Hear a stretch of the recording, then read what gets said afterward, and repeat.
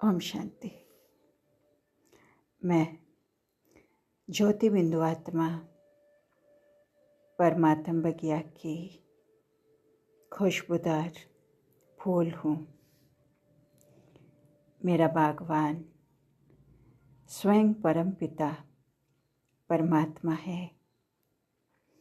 जैसे घर पर धनी की नज़र रहती है, वैसे बाबा भी एक एक बच्चे को बैठ देखते हैं, इनमें कौन कौन से गुण है, कौन कौन से अवगुण है।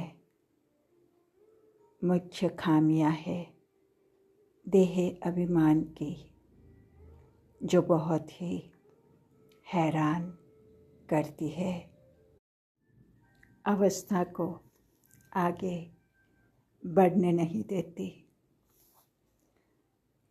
मुझे कर्मातीत होकर जाना है, तो कोई भी फ्लॉ न रहे। हम सब चैतन्य हैं, इसलिए फ्लॉ निकाल सकते हैं, फ्लॉलेस बन सकते हैं। जड़ हीरे में फ्लॉ होता है तो वो निकाल थोड़े ही सकेंगे। तो मैं आत्मा अंतर्मुखी बन अपने में चेक कर रही थी, मेरे में कौन सा फ्लॉ है जो मुझे अटकाता है, आगे बढ़ने नहीं देता है।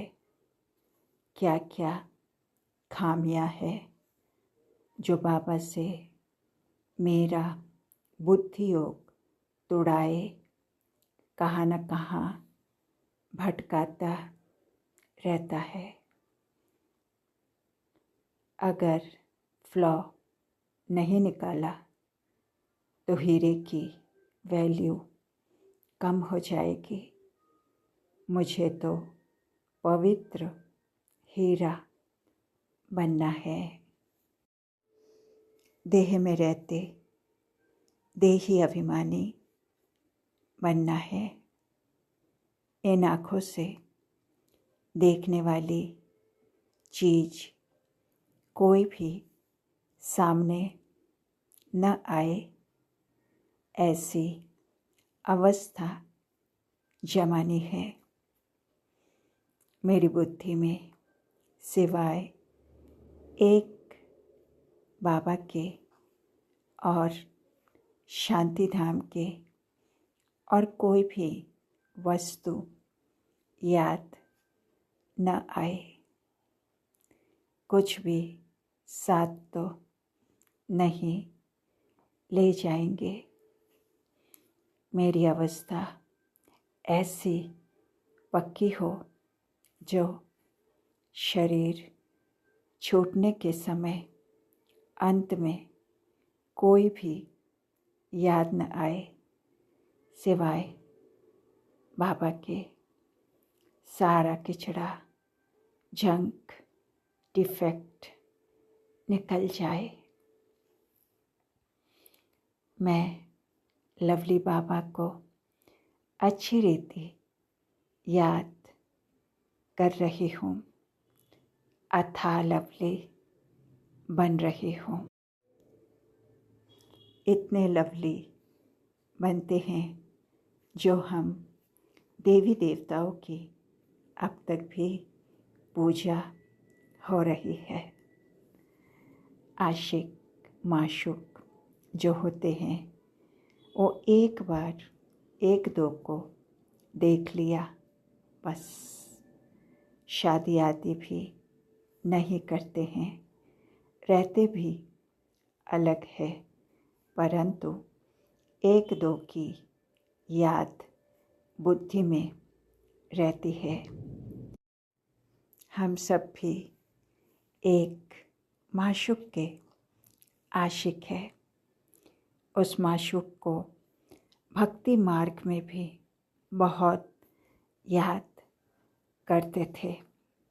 यहाँ भी जब माशूक सम्मुख है तो बहुत याद कर रही हूँ। माँ में कम याद कर रही हूँ। मेरा बीड़ा पार हो रहा है। घर गृहस्थ में रहते दिल में रहता है, यहाँ तो हमारे पास कुछ भी नहीं है। बाबा ही मालिक है। ये सब कुछ बाबा का है। हम ट्रस्टी है। कुछ भी करते हैं तो बाबा को इशारा देते रहते हैं। बाबा जैसा लव और कोई कर नहीं सकता। जैसा बाबा ने हमारा श्रृंगार किया है, ऐसे सबका श्रृंगार करना है। ये जवाहरात की दुकान है।